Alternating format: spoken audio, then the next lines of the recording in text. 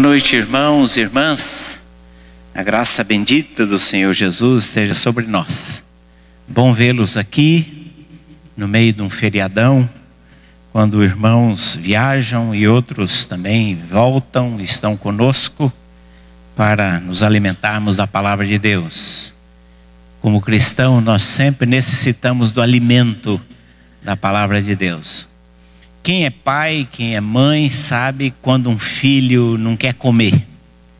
A angústia que dá, né? A preocupação que dá quando o seu filho, a sua filha não quer comer, rejeita a comida e você fica inventando mil estratégias, é aviãozinho, é trenzinho, quando não funciona, às vezes é um chinelo do lado que tenta convencer e assim por diante.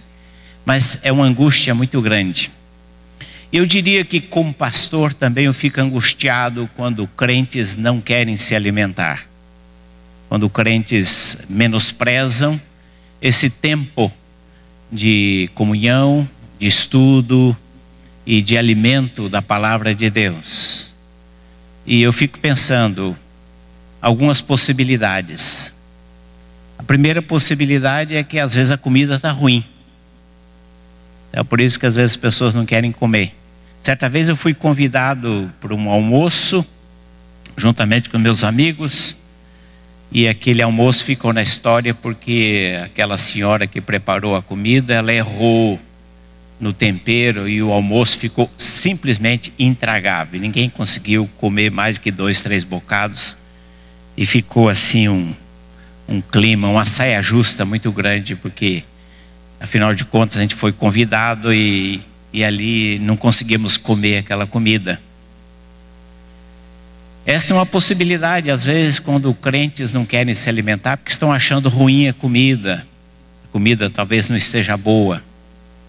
Mas outra possibilidade seja uma enfermidade, seja às vezes uma deficiência, não da comida, mas a deficiência esteja no crente que não esteja vendo a necessidade do alimento tão indispensável, tão imprescindível nesses tempos. Nós precisamos sempre do alimento espiritual.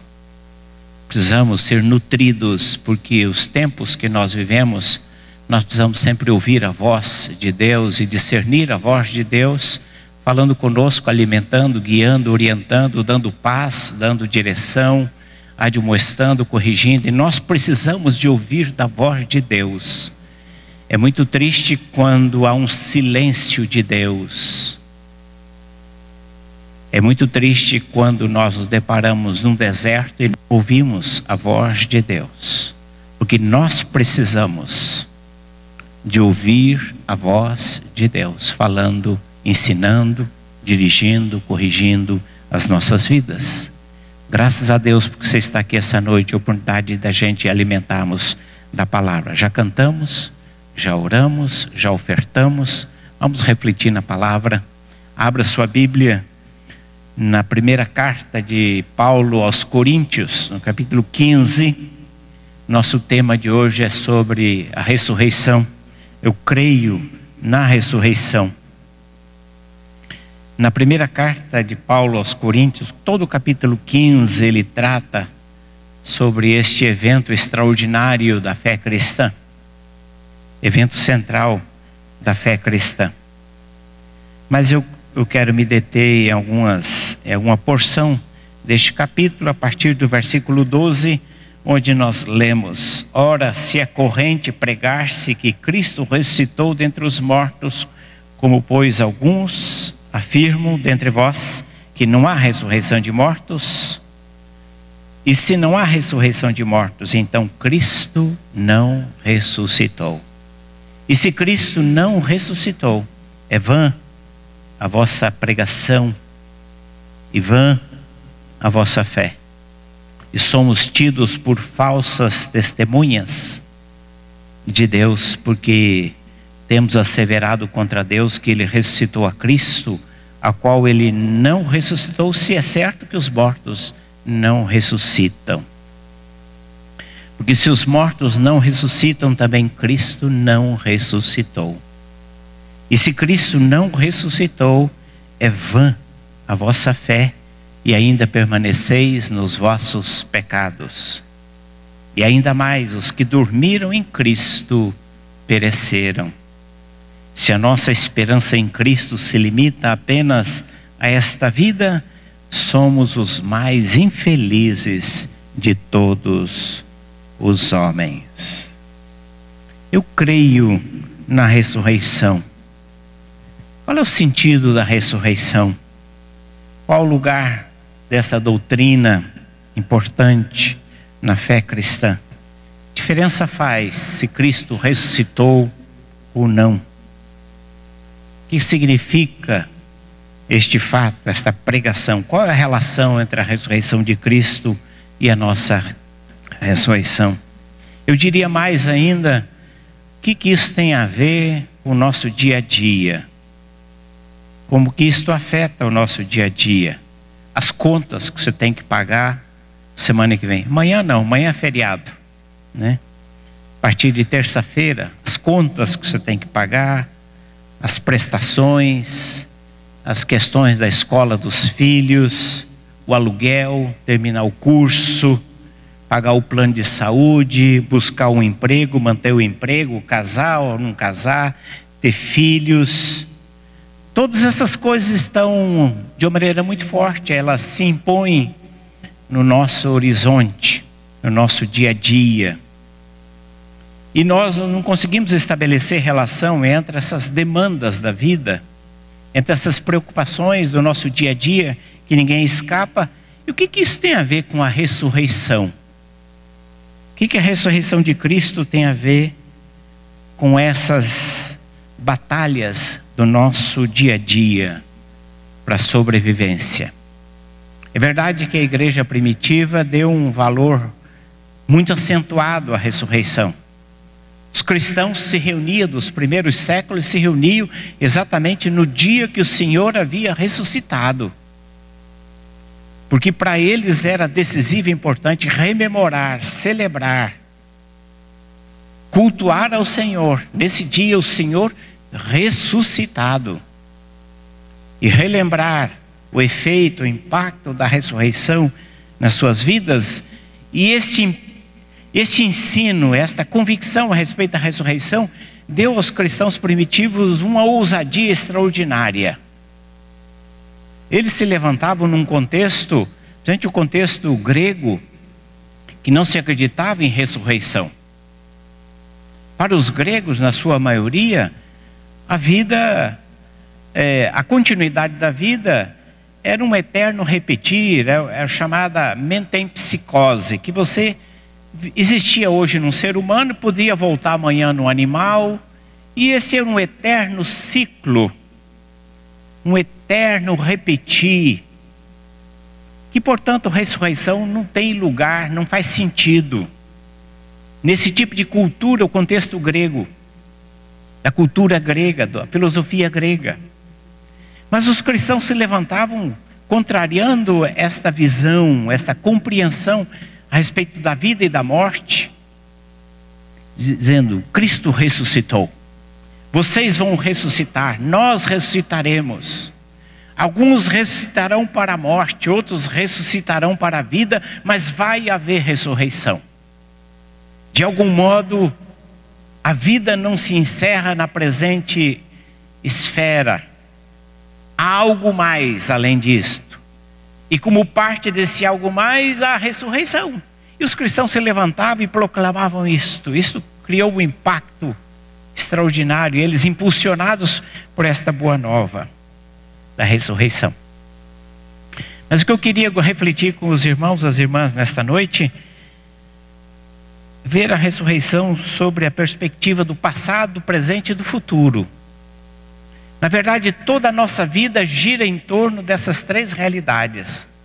Ou você está lidando com fatos passados, você está tentando processar, trabalhar, você está tentando equacionar coisas que aconteceram na sua vida no passado.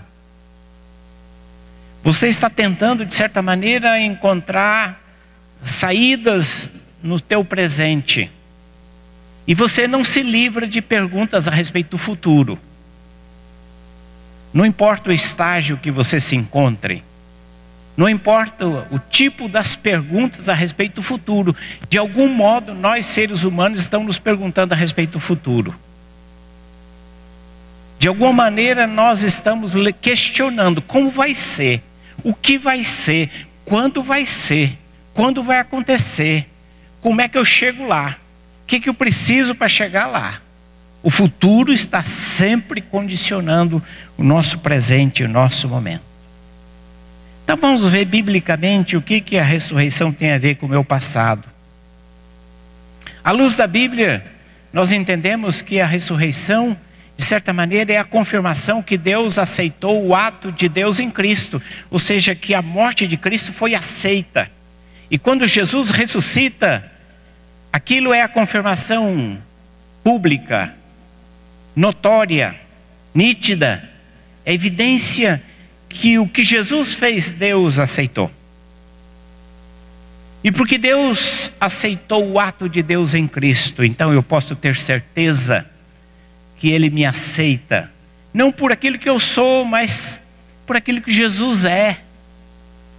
Não pelas boas coisas que eventualmente eu possa fazer, mas por tudo aquilo de bom que o Senhor Jesus fez, e tão somente, e unicamente, e exclusivamente por conta dessas coisas boas que Jesus fez, eu sei que posso ser aceito por Deus quando nele tenho fé. Então a morte de Jesus não foi um fracasso. E o que isso tem a ver com com o meu passado? O que isso tem a ver com o meu passado? Todos nós temos experiências, traumas, de certa maneira esqueletos no armário, com relação ao nosso passado.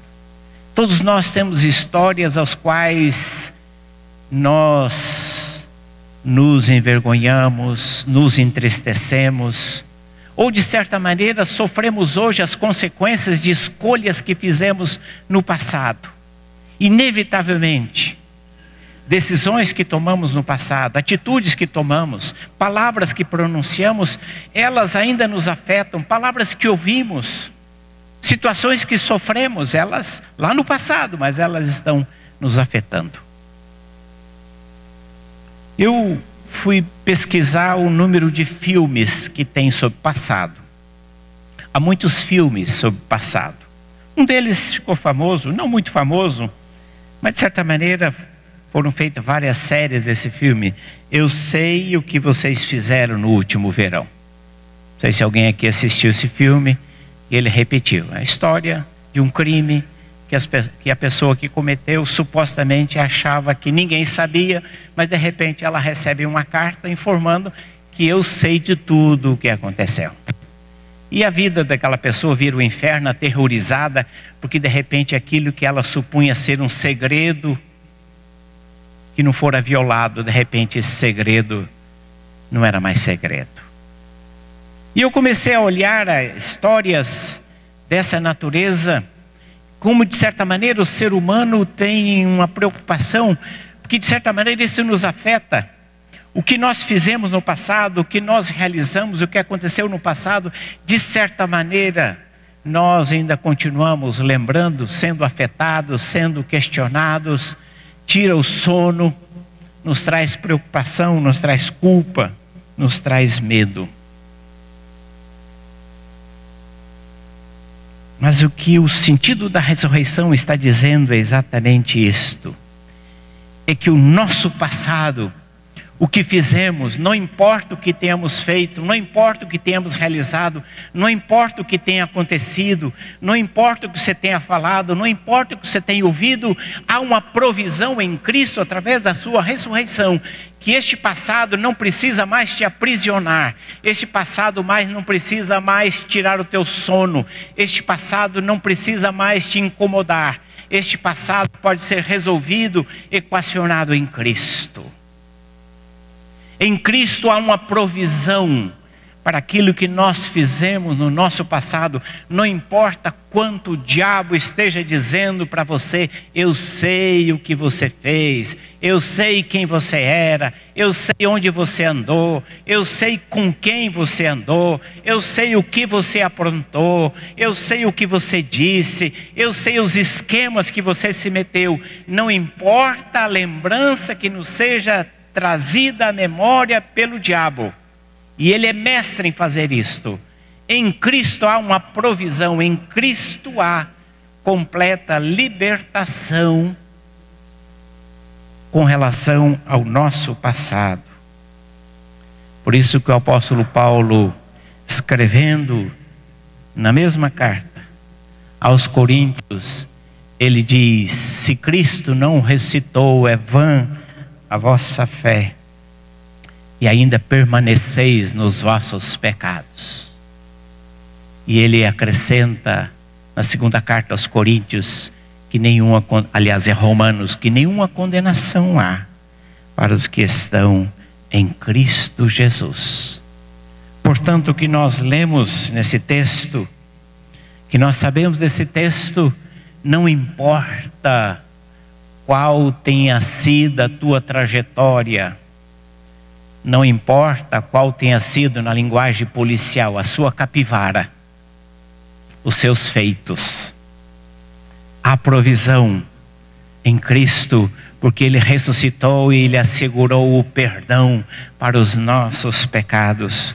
Por isso que o autor da carta aos Hebreus, ele diz que assim como aos homens está ordenado morrer uma só vez, vindo depois disto o juízo, assim também Cristo, tendo se oferecido de uma vez para sempre, para tirar os pecados de muitos, aparecerá uma segunda vez, sem pecado, aos que o aguardam para a salvação. Então, quando você ouvir falar de ressurreição de Cristo, lembre-se disto: não há nada no passado que possa te aterrorizar, paralisar, impedir de continuar servindo ao Senhor, porque em Cristo há pleno e completo perdão, assegurado por Deus na sua palavra, para aqueles que se aproximam dele em contrição e arrependimento. Mas a ressurreição também é uma mensagem para o nosso presente. Ela afeta o meu presente, porque ela assegura o meu relacionamento com Cristo. E o relacionamento com Cristo é o relacionamento com uma pessoa viva. Você não se relaciona com Cristo no crucifixo, com um Cristo morto, com um Cristo inerte. Você se relaciona com um Cristo vivo. Ele está vivo. Ele está vivo. Essa é a mensagem da ressurreição.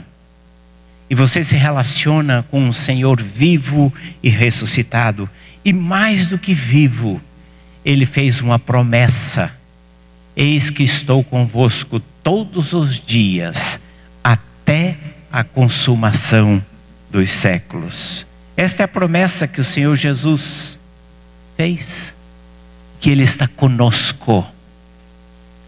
Não é um Deus distante, alheio, indiferente, passivo, que assiste a tua luta, assiste a tua dificuldade, assiste você no meio dos teus embates da vida e te assiste de maneira olímpica, tranquila, distante, indiferente. Mas Ele está perto. Essa é a diferença da crença da ressurreição, do fato da ressurreição.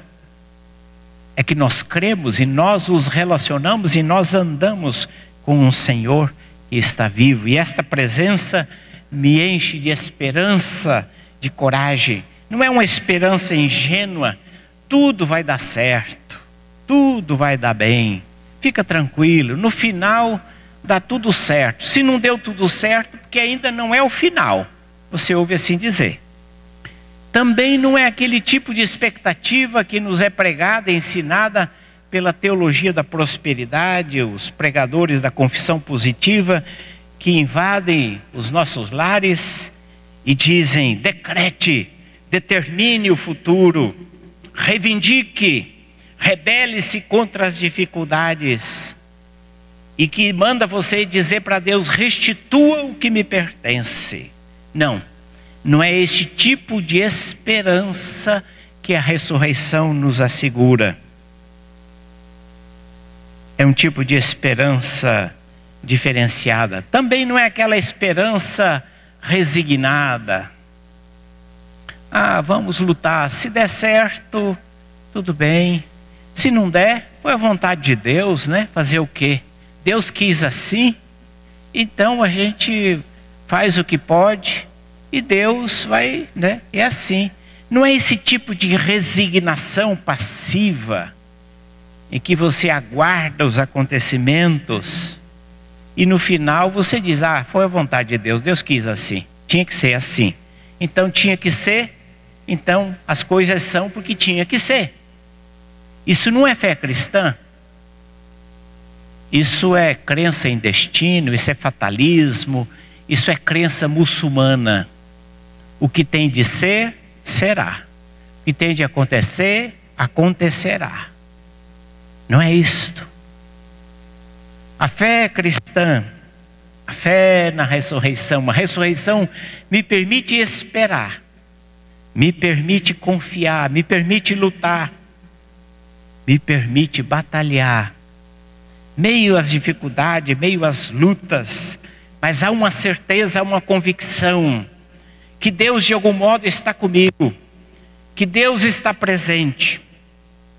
Por isso que no texto que nós lemos inicialmente, o apóstolo Pedro, na primeira carta de Pedro, ele refere-se que os cristãos passam por provações, por breve tempo, se necessário, sejais contristados por várias provações, para que uma vez confirmado o valor da vossa fé, muito mais preciosa do que o ouro perecível, mesmo apurado por fogo, redunde em louvor, glória e honra na revelação de Jesus Cristo.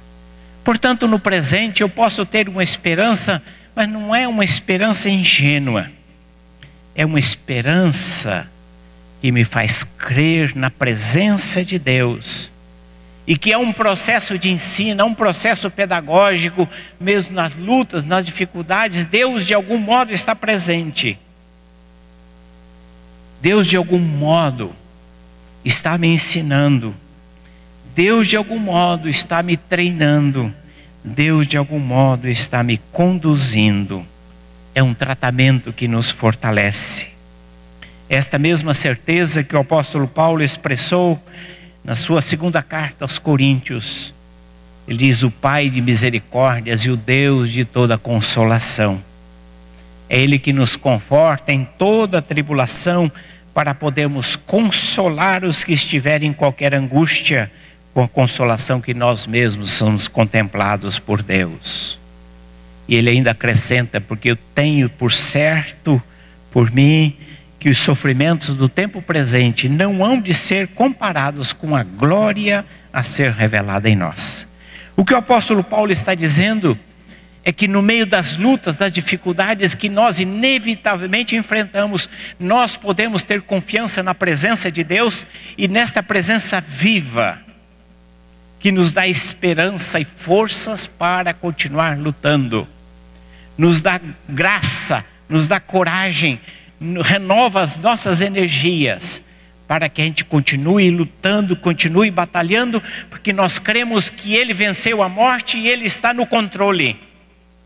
Deus nunca perde o controle dos acontecimentos, muito menos os controles dos acontecimentos da sua vida, da tua existência. Deus está no controle, Deus está sempre no comando, mesmo embora que para nós isto pareça distante, isto não pareça verdade, isso não pareça realidade, mesmo que em momentos a tua oração parece que não ultrapassa o teto. Deus ainda continua te ouvindo e Deus não perdeu o controle dos acontecimentos, porque Ele é um Senhor vivo e a sua promessa se cumpre na nossa vida. Ele está conosco todos os dias, de maneira imperceptível, de maneira visível, de maneira palpável, de maneira que você não percebe, mas Ele está presente. E isso é a certeza que nós temos a partir da ressurreição do Senhor Jesus. Mas mais do que isto, Ele está presente como um poder transformador, transformando tristeza em alegria, ódio em paz, morte em vida, porque não há empecilhos para o poder que levantou a Jesus dos mortos transformar aquilo que na sua vida parece algo inexpugnável, intransponível. Deus pode fazer, e Deus pode mudar circunstâncias e situações da maneira que você não espera. Algum tempo atrás, quando ainda trabalhava no seminário de Fortaleza, um jovem estudante casado chegou na minha sala.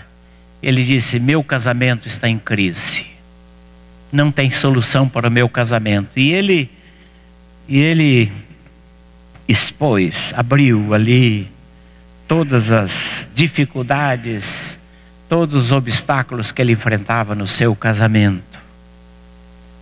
E não eram poucos, eram muitos. Do ponto de vista humano, alguns insuperáveis. E ele foi falando. E ao final eu perguntei para ele: você crê no poder da ressurreição? Ele: mas como assim? Você crê no poder da ressurreição? O poder que levantou a Cristo dos mortos, esse mesmo poder que é capaz de trazer vida onde há morte, de trazer recomeços onde o fim está sinalizando que chegou. Ele ficou quieto, abaixou a cabeça e saiu daquela conversa. Passado algum tempo, ele voltou a procurar e disse: aquela palavra que você me disse tem feito a diferença no casamento. Já faz mais de 15 anos, e o ano passado eu o encontrei novamente.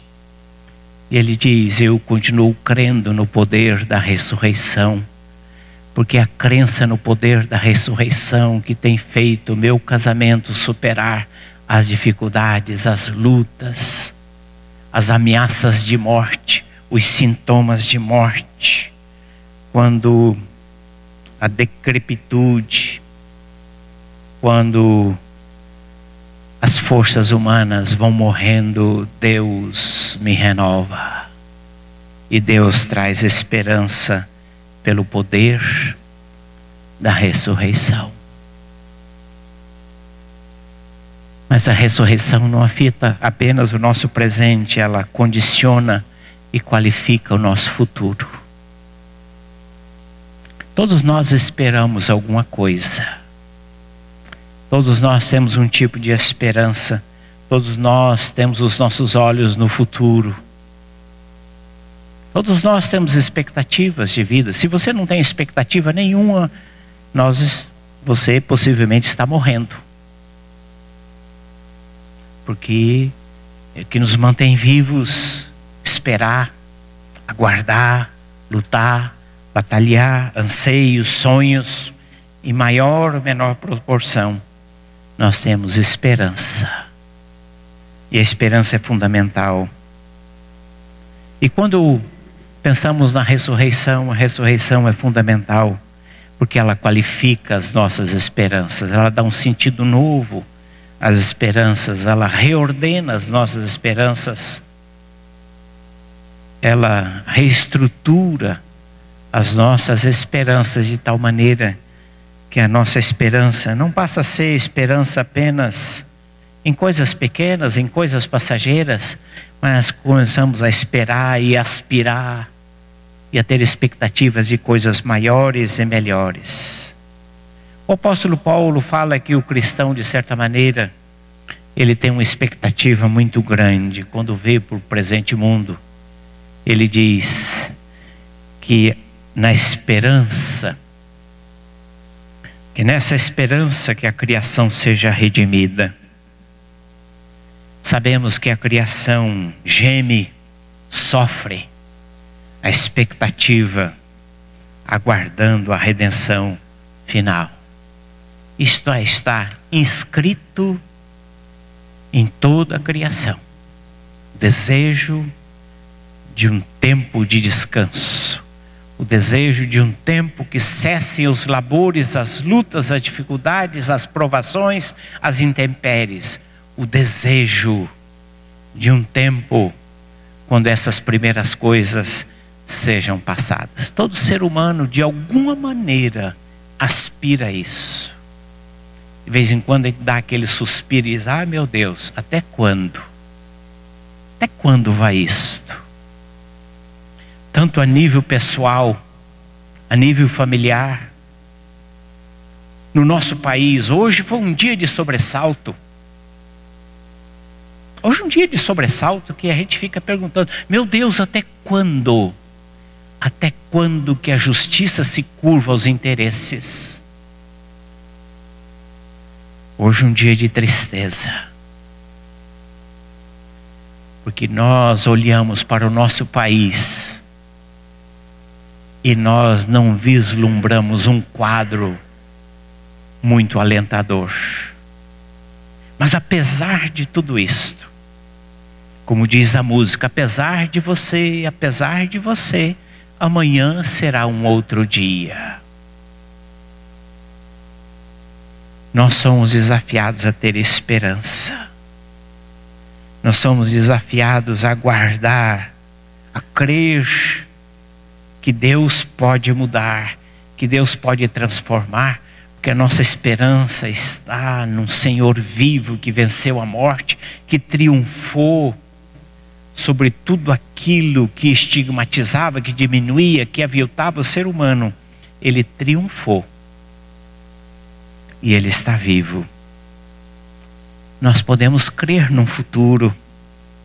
E nós podemos crer que Deus está preparando algo melhor.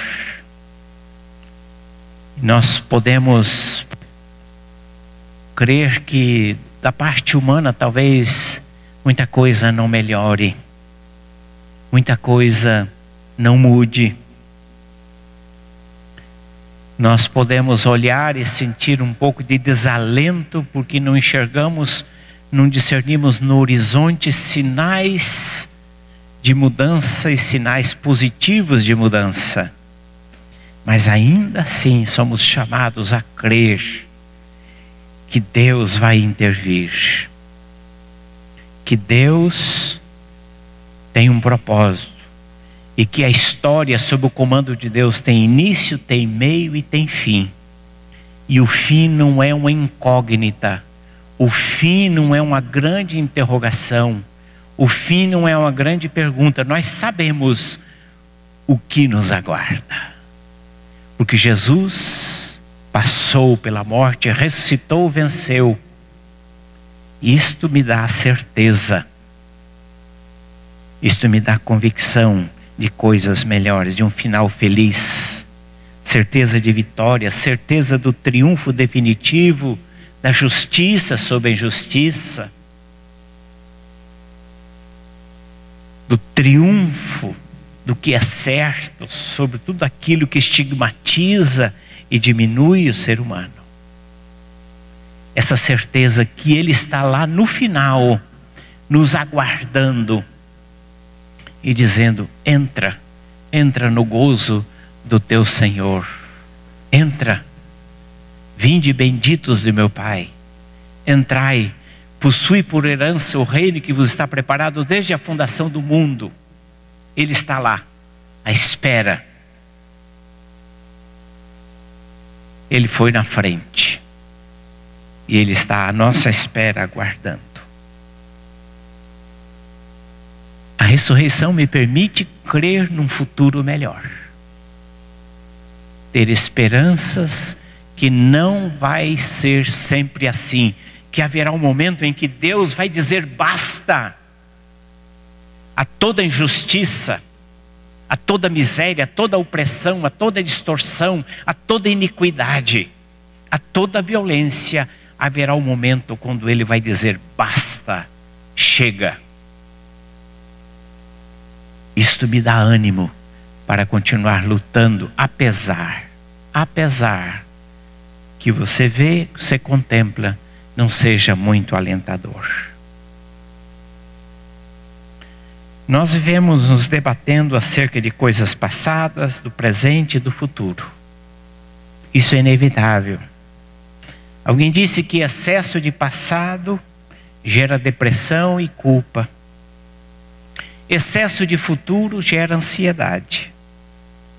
Excesso de presente gera irresponsabilidade. Mas a ressurreição me permite olhar para o passado, para o presente e o futuro, crendo na provisão, no cuidado, na presença e na direção de Deus. E isto faz toda a diferença. E que Deus nos abençoe e nos dê a graça de vivermos nessa expectativa. Amém.